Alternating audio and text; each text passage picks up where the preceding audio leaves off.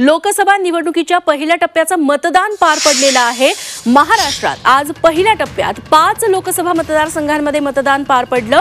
संध्याकाळी 5 वाजेपर्यंत महाराष्ट्रात 57% मतदानाची नोंद झालेली आहे।